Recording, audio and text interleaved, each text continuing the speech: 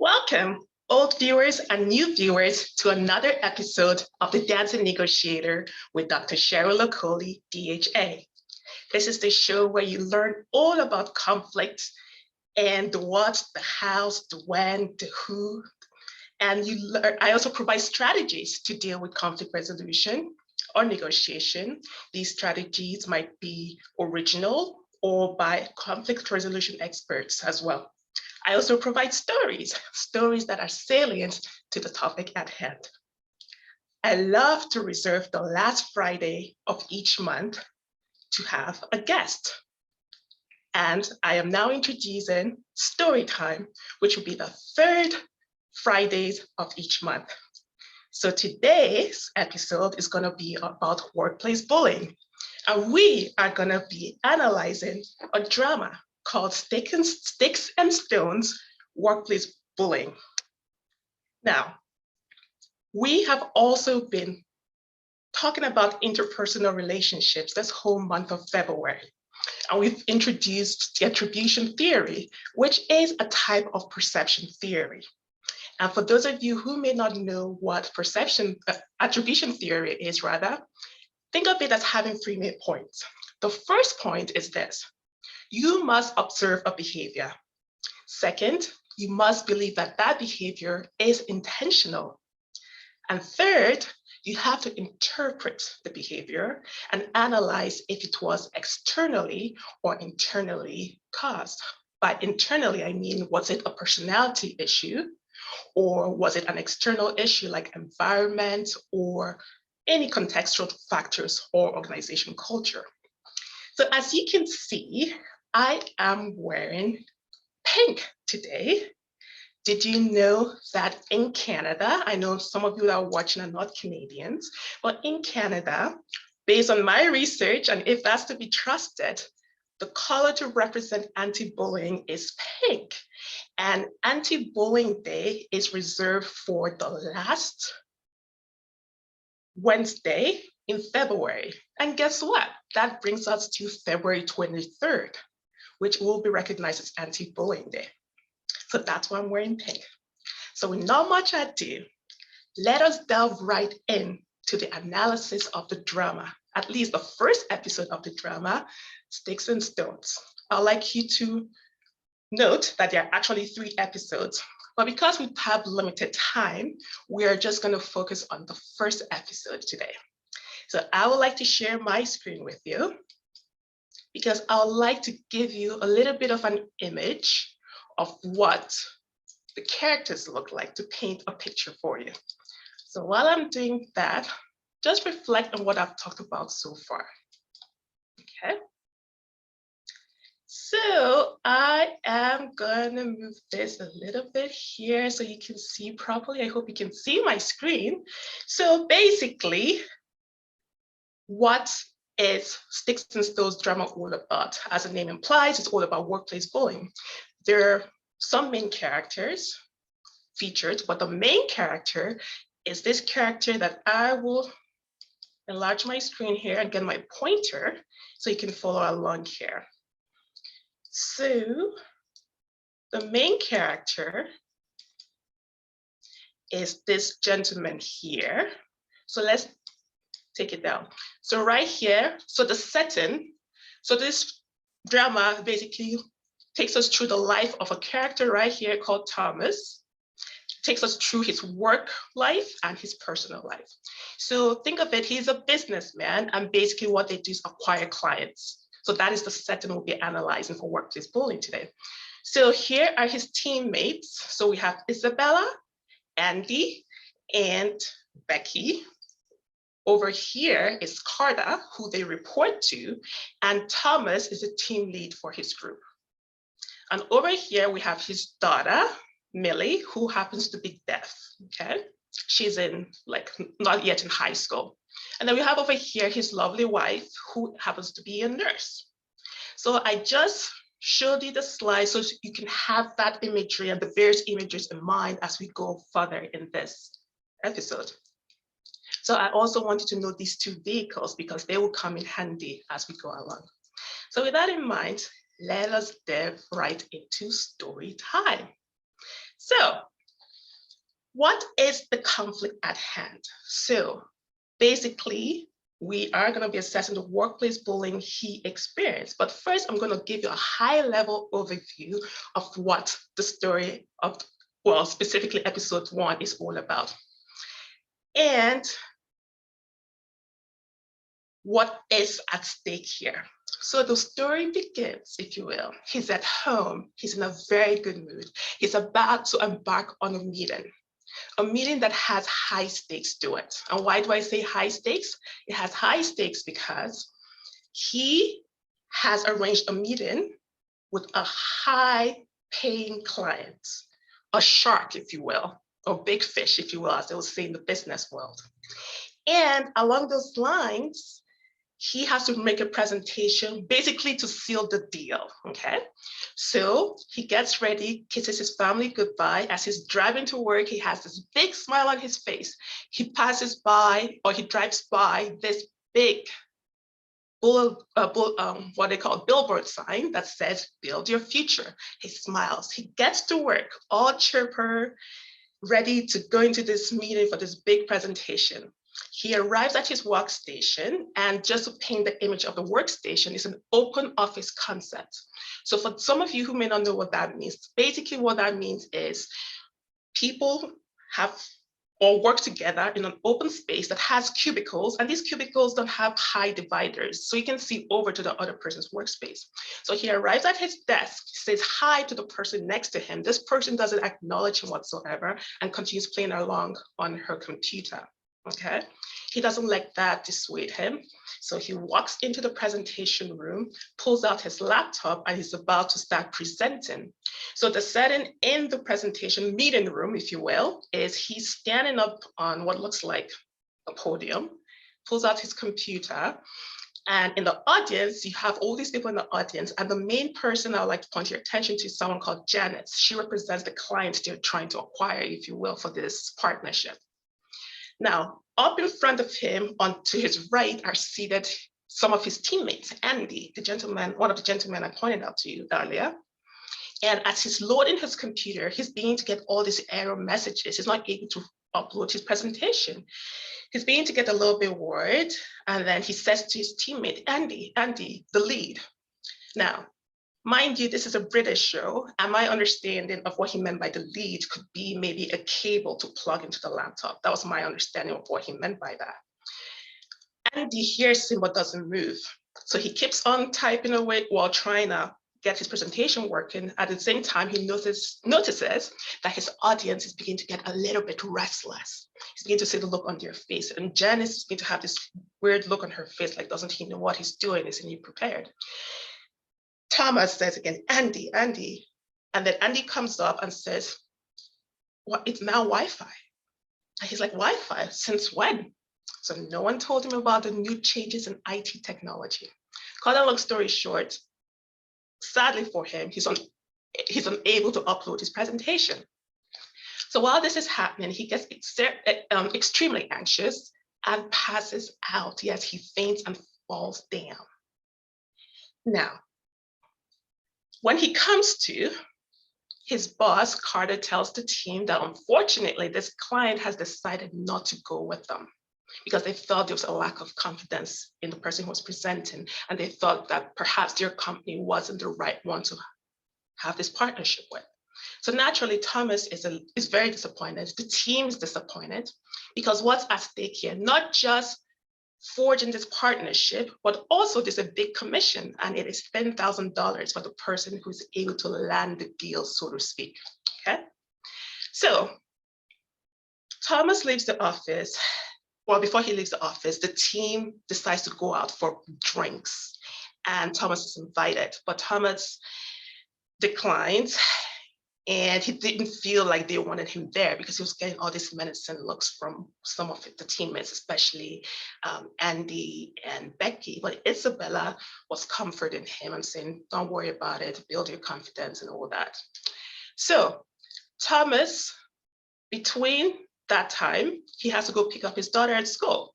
When he goes to pick up his daughter at school, as he's walking through the hallway, he sees a girl behind his daughter signing away, but in a mocking manner. Thomas is not happy about this. So what does he do? He goes up to the girl, her name is Casey, goes up to Casey's father and tries to explain to him what's happening. Casey's father pretends he can't hear him, starts mocking him and asking him if he is deaf, that his daughter will not do such a thing. So he walks away with his daughter, sadly. So he gets home, his wife asks him, how did the deal go? Well, it didn't go very well, but she's very supportive, tells me, you know what, it's okay, Disney can wait another time. He goes to work the next day. Guess what? The lady at his desk I mentioned earlier, who doesn't normally acknowledge him, says, oh, started talking about what she heard about the meeting. So right there, he begins to sense news is traveling about him fainting and all of that. One of his colleagues, his teammates, what's her name, Becky, starts asking him questions. Oh, did you wee yourself? Which means, did you pee on yourself? And he's like, no, I didn't. Why would I do that? And then she starts asking all this question, which is making him feel even more belittled. His confidence is dwindling. But he decides, you know what, I'm going to try for another chance with this company. So he goes up to this woman, the other company's office, waits, and once he sees Janice, before Janice enters the building, he goes up to her and tries to request for a second opportunity, okay, for another deal. At first, Janice doesn't want to have anything to do with him. You can see she's a little bit impatient, frustrated, but he's persistent. And then she's like, this means a lot to you, doesn't it? She's like, yes, it does. And she's like, is it about the commission? It's like, no, it's not just about the commission. I think our partnerships will be a good deal for both of us. She says 8 p.m., which was basically saying, see you tonight at 8 p.m. So between that time, so leaving his discussion with Janice and 8 p.m., two things happened. One, he had agreed earlier to go out for drinks with Isabella.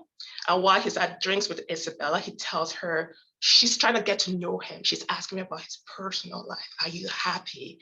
This and that. And he begins to divulge a little bit more about his personal life. In the midst of that, he says to her, we might have another opportunity. She's like, what do you mean? And he mentions to her how he has this meeting at 8 p.m.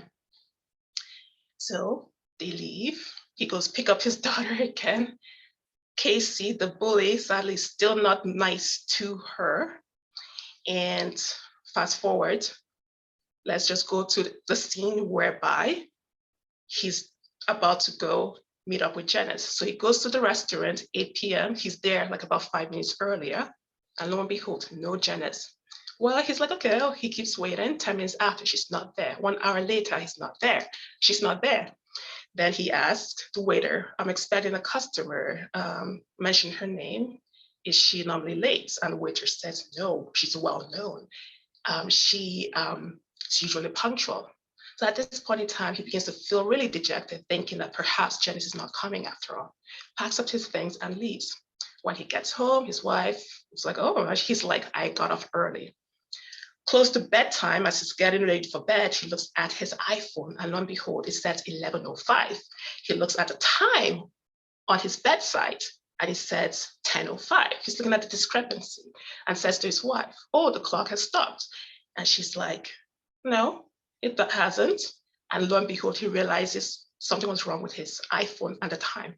He quickly dresses up, puts on anything his hands can grab, and takes up to the restaurant. And lo and behold, what does he see through the windows? He sees Janice seated with one of his teammates, Andy. So at this time, he's really upset. So he goes in to, I guess, not intercept, but interrupt them and challenge Andy, or maybe explain what happened. But before he gets to the table, Isabella, one of his teammates, intercepts him and in an assertive voice takes him out. And then she starts to say, and Thomas, the team leader, is like, I don't know what happened. Someone changed my time. Andy changed my time. And he's like, wait a minute, or maybe you changed the time. And she's like, yes, I did. And he's really shocked by her admission at this point in time. And she said that once he told her that if they had a second chance, she discussed with the rest of the team, spoke to Andy, and they thought it was better that they had the meeting. They couldn't afford for him to mess it up. So at this point in time, he couldn't really say too much. He's really upset. And then Isabella makes comments like, oh, it's not in my character. Andy made me do it. And then she looks out the window. They see he's towing his car. She's like, they're towing your car. He goes out, dashes out. They tow his car. He's stranded. He sees a taxi cab, which was what I pointed out to you earlier, a van. And who's riding it or driving it? Casey's father. He didn't want to have anything to do with Thomas. He didn't pick him up. And Thomas somehow gets home eventually. Now, fast forward. So the next day, there's going to be a meeting. Now, mind you, after the first meeting with Janice, that was sadly when he passed out, the next day after that, he started noticing that people started labeling things at his workstation. They'll put little post-its, like for example, besides stapler, they would put a post-it and write stapler and point an arrow to it. So the next day after he'd seen Andy talking to Janice, there was supposed to be a team meeting with your boss. So when he gets to work, he goes to the door and he sees there's a sign that says team meeting moved and an arrow pointing to where it's supposed to be. He sees a multitude of arrows on the hallway on paper signs. He follows it. It takes him up various flights of stairs and up and on he goes. And finally, the end destination was pretty much where he started. I know, frustrating, isn't it? So here he comes. It's about time to have the meeting with their boss, Carter. When he goes in, Carter is all excited. You can see he's like, oh, the team landed the deal. And guess what? Isabella and Andy had given him the impression that they were the ones who landed the deal. And he's like, oh, it's all about the team effort. It's not about the commission. And how was it split? Isabella and Andy got $5,000 each. Becky got $1,000. And Thomas, the team leader, was given $2,000. And Carter's rationale was because you initiated it and all the work you put into it before these ones landed the deal.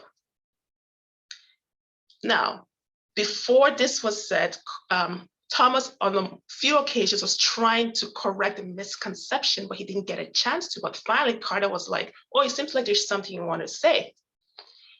And there was silence. You could see the rest of his teammates were frozen and tensed, waiting to see what he would say. And basically what he said was, it's fair. It's fine, the commission is fine. And when they left the office, Isabel pulls him aside. Now, Isabel, again, is the one who's taken out for private drinks early on. And I think she apologized again. This person made me do it, and whatever it was she said. And basically, before they departed, she said two things to him. Make sure you're not in the grip.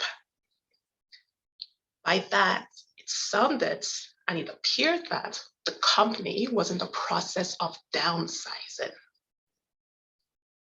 And while they're in the process of downsizing, obviously people were a little bit uncomfortable. Will I be on that list? And the second thing she said to him was, watch your back. Woo! And basically said to him, you need to build your confidence back. At this point in time, as she leaves, Thomas has this serious, pensive look on his face. You can see he's really upset. He leaves the office, goes to pick up his daughter, and he asked her how her day was. Has anything changed in terms of Casey, the bully's behavior? Nothing had changed. And as he's leaving, as they're leaving in the parking lot, he sees Casey's father's car. He takes out his key and keys it. I know, he keys the car. And that was pretty much how that episode ended. So now, I paused to ask some reflective questions.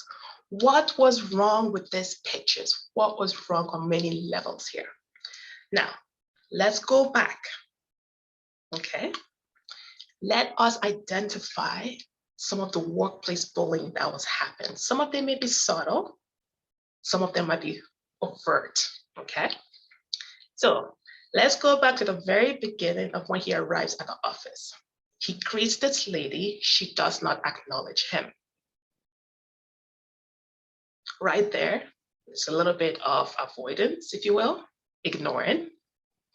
Second, the workplace had made a change in their IT technology. No one told him. They got an email, but no one sent it to him. That is switched to Wi-Fi, okay? Third, in the presentation room, he'd asked for Andy's help to help him. Andy did not help him. At one point in time on that particular episode, one of his teammates, what was her name? And Becky, when she was trying to commiserate with him, she said, well, even though you didn't know about it, it was Wi-Fi, it will only take you a few seconds to connect it. So there's been a little bit demeaning, and his response was, I didn't know about it. I've never done it before, okay? So we find ignoring behavior. We see sabotage in terms of not telling me about the changes, not sending him the email, requesting for help and they're not helping him. And then fast forward, at that meeting, the first meeting, he went out for drinks with Isabel when he told her, when she was getting to know him a little bit, and he told her that they might have a second chance.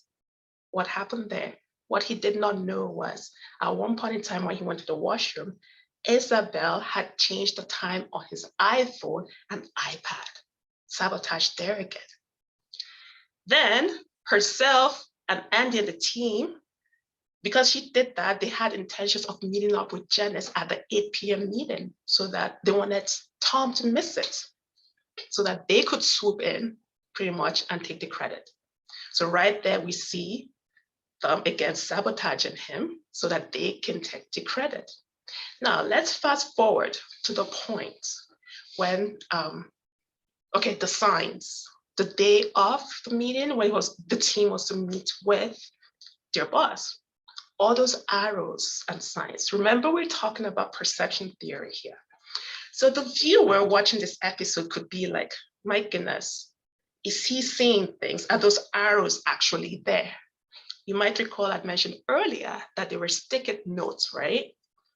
So I mentioned one about the stapler being written. The second one I didn't mention was after the meeting when the commission was divided and all that, he came back to his workstation. There were sticky notes all over his workstation, plastered all over his stations and labeled.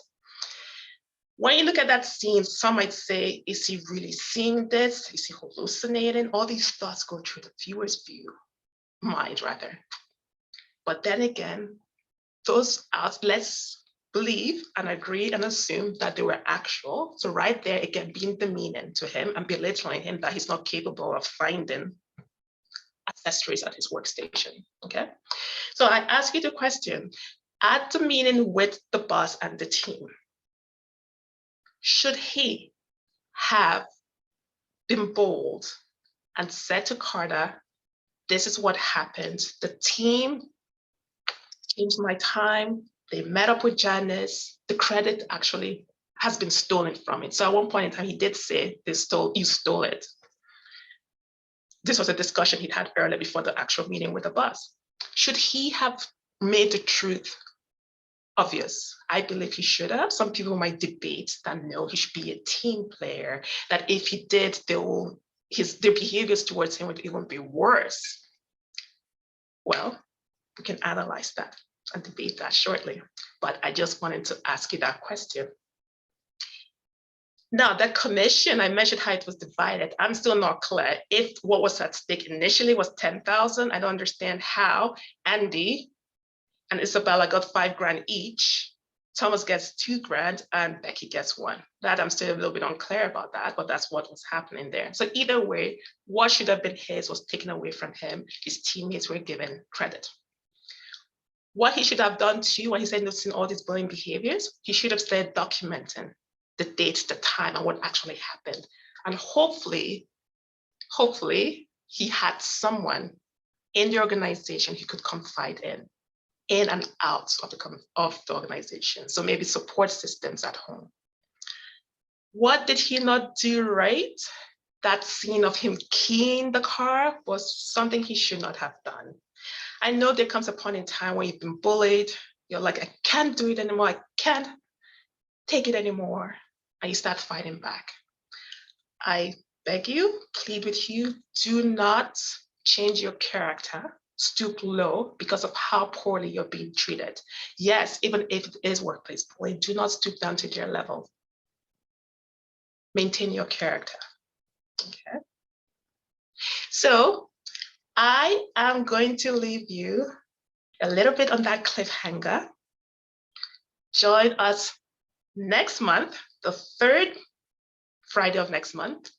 We're going to pick this up and analyze part 2 of the episode of the drama, Sticks and Stones Workplace Bullying. But before you leave, I have a few things I have for a call to action for you. Okay. Because I see we have a few minutes left for this section of this show. What is your call to action? Number 1, what will you do to tackle anti-bullying in your workplace?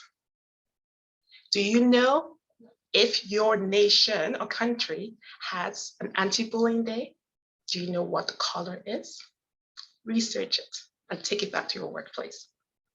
I'll also like to invite you to go to winwinwomen.com. Why? This is the platform by which I can reach you and that we can discuss the various topics of conflict and strategies and solutions. It is a platform win-win-women. So if you go to winwinwomen.com, the main page, you get to learn all about what this global movement is about. It's not just about a show or a TV network. It's about experts connecting with the public at large. The aim and goal is to reach 3.9 billion women of the world and girls. So if you go to the website, winwinwomen.com, I invite you to go and view the various shows. Why? You'll be surprised about what you might find. So click on the show host pictures or the icons. Their descriptions gives you a little bit of history about what the show is about and the biography of each show host. So today we talked about workplace bullying, and we noticed workplace bullying, well, workplace, and also his daughter was a recipient of workplace bullying. I invite you to visit the Central Channel at winwinwomen.com. There's a show host by the name of Emmylou Penrod. She has a show called Healing Your Families. And this is one of many shows that you can pick from. You might be surprised that the information gleaned might be the answer to that issue that is keeping you awake at night. Let that sink in, okay? So it's an invitation, and that's your call to action. I invite you to come back here next week, same place, for another episode of The Dancing Negotiator with Dr. Cheryl Okoli, DHA. And a little hint, next month, well, next week, actually, I should say, I'm gonna have a guest, and the guest, Dr. Melissa, she's one of the show hosts on Win Win Women. We are going to be exploring turf wars in the workplace. She has a healthcare background, and so do I. So it will be very interesting as well. But before we leave, I want to share my screen real quick with you because I want to give you a visual of what I'd like you to reflect on. This is what I like to always leave you with, but I want you to have the visual this time around again. So, I want you to remember that you are needed. Oops. Hang on. Yes. I want you to remember that you are needed in this world to be a solution. Hang on. Be the best you. Be the best that you can, and do not rob the world of a precious gem, you. I repeat, you are needed in this world to be a solution. Be the best that you can, and do not rob the world of a precious gem, you. Think of your favorite gem. And when you have a conflict in the workplace, think of yourself as that gem, a solution to the problem. Until next time, goodbye and have a splendid day. Bye-bye.